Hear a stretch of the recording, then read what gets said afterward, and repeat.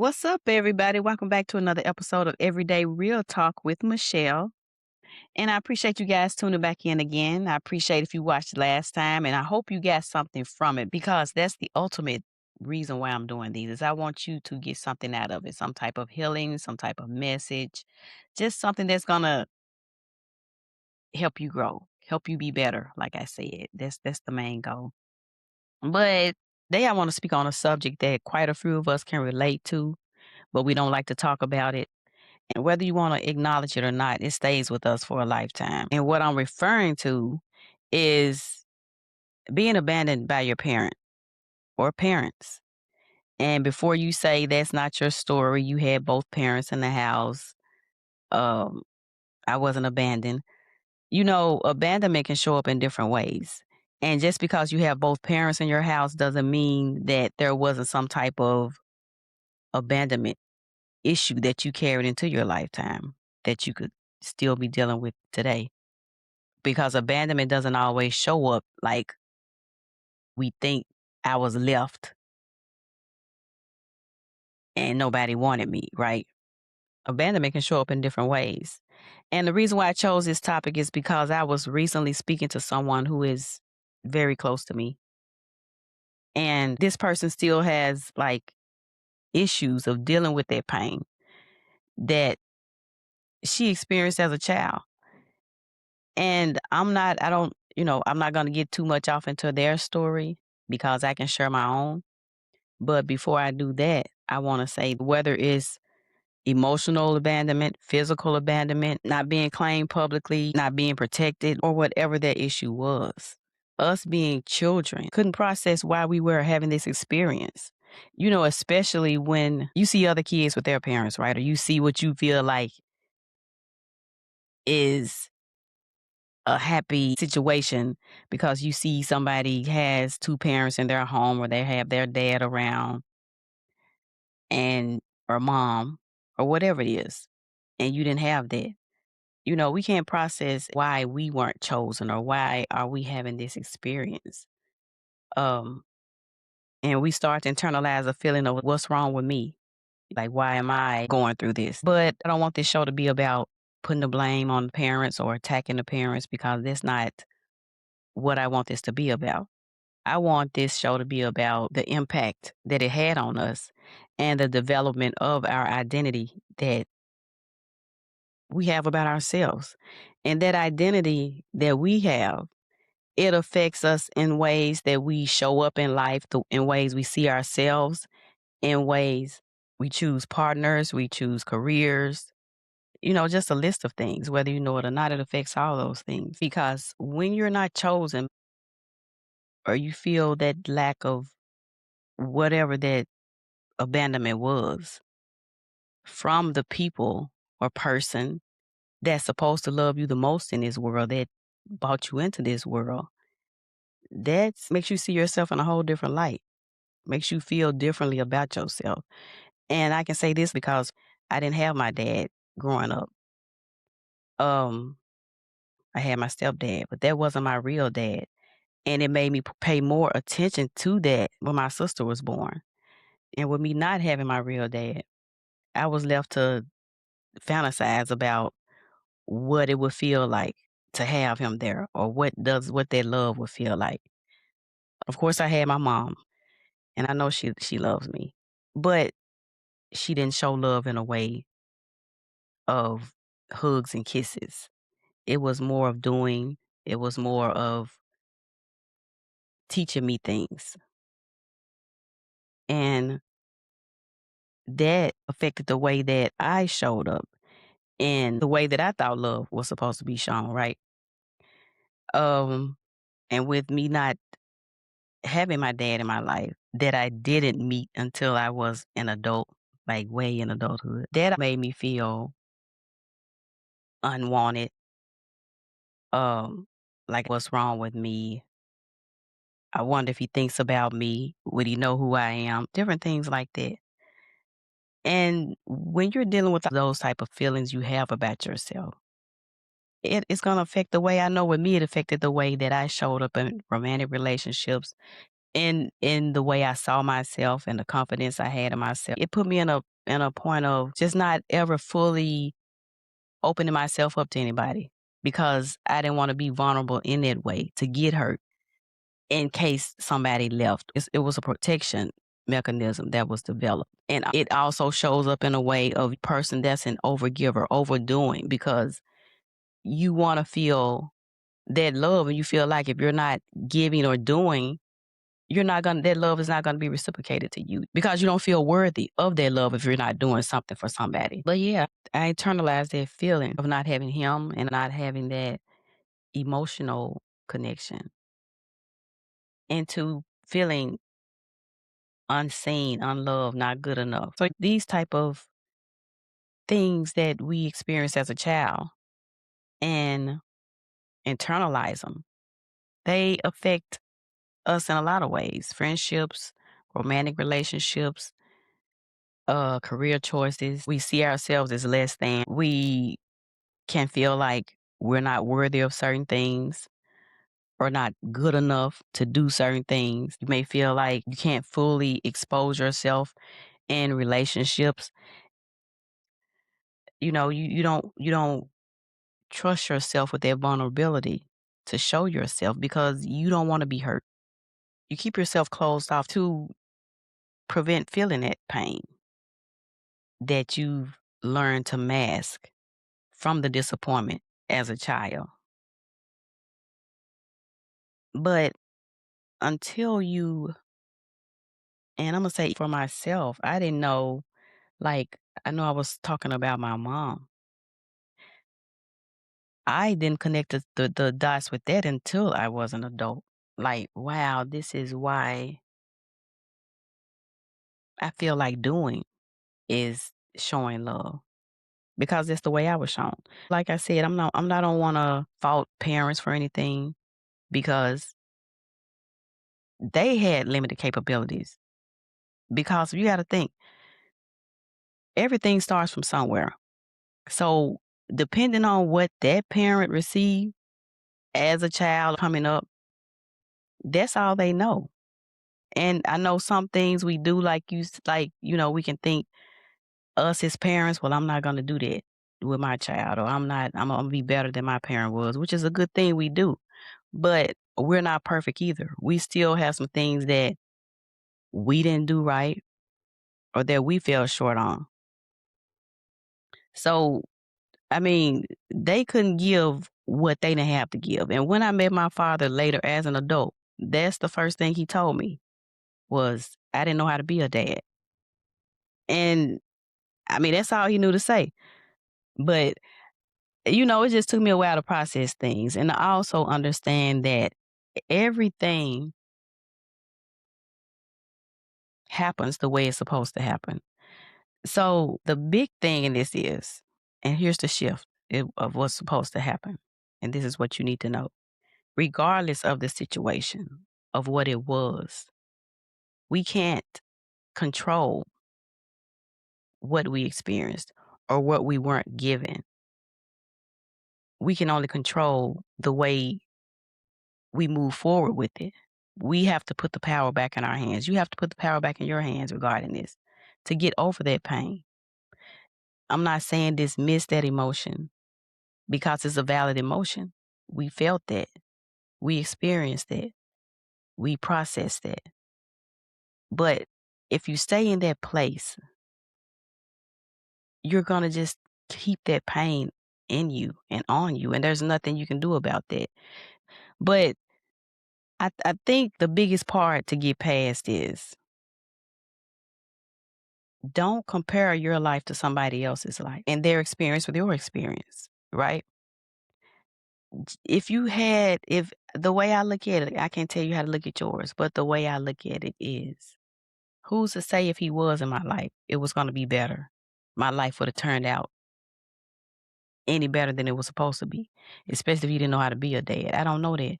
Either way, if it was going to be better, if it wasn't, that wasn't the path that I was supposed to have. It wasn't the path that you were supposed to have. The path that we do have and the experience that we have was supposed to teach us growth. It was supposed to help us grow in some way, not for us to what's the word I'm looking for? Not for us to lie in that pain and roll around in it and just keep it on us and keep wondering why. And this hurt me and this shouldn't have happened to me. You are supposed to take that and grow from it.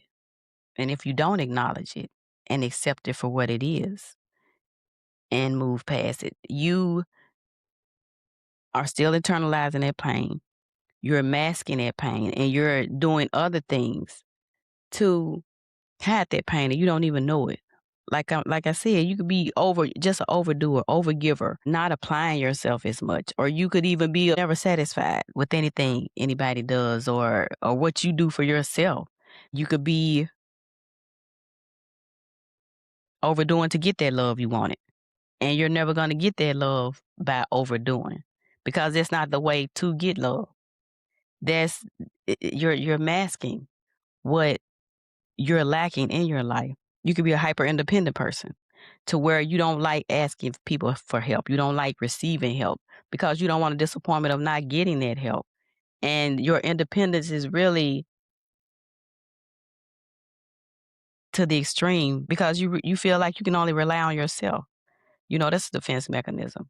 Like I'm not going to depend on anybody else to do this for me because I won't let myself down. You can be an overachiever, you know, because you feel like you were unseen and you spend your life just trying to overachieve to be seen, trying to get that satisfaction, trying to get that acceptance that you aren't going to get because you're not dealing with the real issue that lies beneath the problem of things.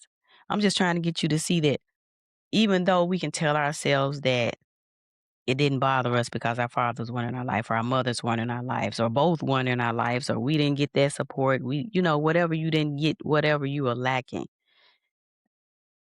those things affect your adulthood if you don't deal with them and acknowledge them. You can tell yourself that it doesn't bother you. I'm okay. But I guarantee you there are some things that you're doing and that you know in your mind and your heart that you don't actually believe what you're telling yourself just because of those things we experienced back then. So like I said, the real issue isn't about what somebody should have done, could have done, what wasn't done the correct way. It lies in you. The answer is always inside you. It's not outside of you. You don't look outside for validation of what you already should have for yourself. And all of this, like I said, is meant to grow you because you can carry anger for that person. I'm gonna say in my dad's case, carry anger, even hate, because you don't understand why. When you have those feelings, that's hurting you, not that person, because there's more stress on you than that other person. But the way I was able to get past it was to acknowledge that feeling and to understand why. And to not only understand why, I had to forgive for myself to get past it. And then I had to understand, like, they were limited to what they had, to what they were exposed to, or what they were shown the right way to do things. And know that I could carry this with me and let it keep affecting the way that I move through life, or I could open my mind to understand it and become my own emotional support that I needed. I had to put the power back in my hands with that because I didn't want to keep carrying it. You will never, especially if that person is no longer here, you'll never get what you want. It ain't even got to be about that person not being here, but you're never going to get what you want in the way that you want it. What you can do is put that power back in your hands and give yourself what you were trying to look for outside of yourself. What I did do when I came to understand my path was to break that generational cycle, that generational curse of what I experienced going forward for my kids, for my lineage, so that it no longer carries on. If it's like even having difficult conversations that wasn't had with me when I was a child because of embarrassment or feeling vulnerable expressing it. Like, that's what I do now. The past is gone. We don't know the future. All we can do is go by what's going on today. It's change what's going on with us today. And if you take that day by day, I promise you, that's a major step in the right direction. Stay out the past. There's nothing you can do about the past. Nothing. We can acknowledge the past and move forward. The important thing to remember here is you were never not enough. You were never too much. We were just children that were interpreting I'm going to say, limitations of our parents that they didn't have the capability to give, right? They didn't have the capability to give it. That's just what it is. They didn't. And we can't change that. There's nothing we can do about that. Only thing we can do is something about ourselves and not keep reliving that pain. Man, pain is bad for your health. It's stressful on your body. You have to let that go. Ain't nothing you can do about that. But you do get the chance to choose differently. How about that? We get the chance to choose differently, not just for ourselves, but for our kids. So being unchosen does not disqualify you. It doesn't make you less than, but it's meant to help you grow. But I'm going to end this episode right there. And like I always do, I have some reflection questions for you to help you through this, like I said, because this is something that affects a lot of us, whether you know it or not, and whether you want to acknowledge it or not. But it does have an impact on you. So this is something to just kind of help you out, hopefully, along with the other things I said. But let me see. So,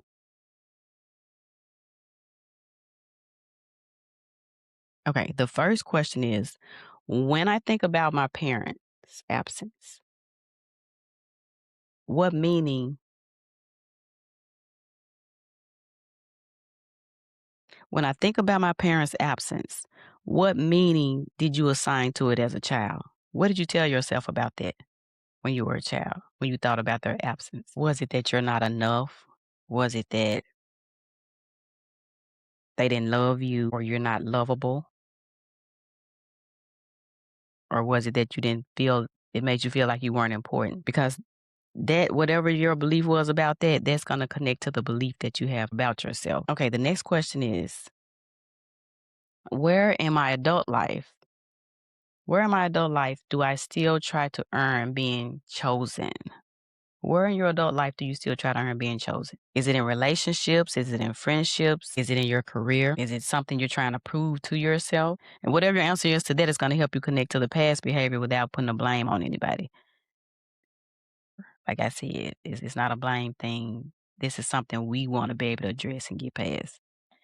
Okay, so the last one is, if I stop trying to be chosen by others, what would choosing myself actually look like? Your answer for that is going to shift the power back to you. So think about those. And when you do those questions, it's going to really help give you some insight on your identity and how to get the control back, how to help you fix this issue, help you deal with this pain, and start feeling better about yourself and to start growing. Because if you're holding on to that, you're not experiencing the growth you should. But yeah, so that's going to end this episode, guys, of Everyday Real Talk with who? With Michelle. And I appreciate you guys for tuning in again. And don't forget to like the video, subscribe to the channel so that you'll know when I have a new video up. Also share in a comment if you have something you want to share, or if you have something you want me to discuss, or if you need some more insight on something, I'll be happy to share it. But yeah, guys, thank you again for tuning in, and I'll see you guys next time. Bye.